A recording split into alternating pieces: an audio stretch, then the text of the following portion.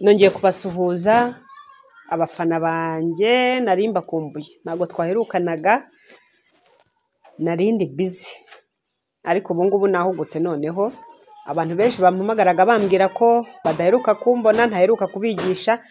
Noneho ibyo byose natangiye ngiye gutangira kubigisha. Munyihanganire, namaze igihe tutabonana.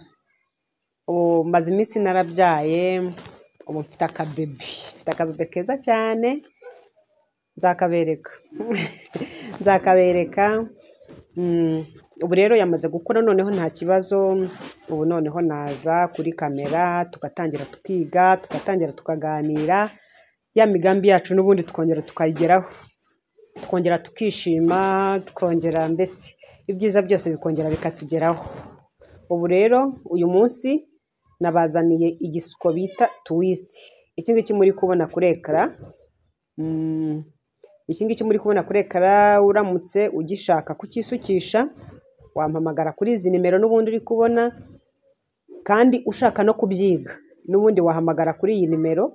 Ushobora kwibaza ngo nabyiga gute, hari igihe ushobora kuba uri umusutsi ariko mu by'ukuri hari ibisuko utazi gusuka. Icyo gihe rero wampamagara ukambwira uti nyaboneka Clarisse, ndashaka kwiga, wenda ndashaka kwiga iki gisuko. Iyo ukimbwiye nkabona nkizi, ndakubwira nti ngwino nkikwigishe. Nta minsi 2 iki gisuko wakiga, nta minsi 2 rwose ntayo. Rero ni karibu muri Light Salon, twigisha amezi 3. Mu mezi 3 tuba twamaze kurangiza kukwigisha, uzi gusuka, kudefriza, uzi gusokoza, uzi ibintu byose. Ariko by'umwihariko nyaboneka ubu uzi gusuka noneho mu rwego rwo hejuru.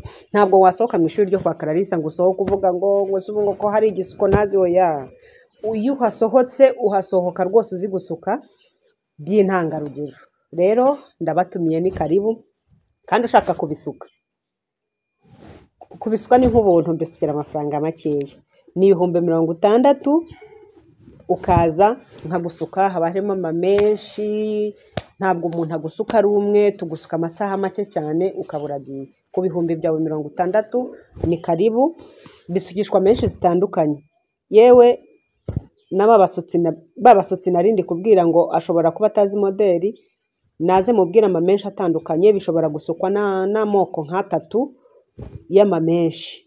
Rero ni karibu muri Light Salon tukwigishe, ni karibu tugusuke, ni karibu tugukorere byose. Gusa mbibutsa yuko gahunda niyo kwiyegereza ibikoresho.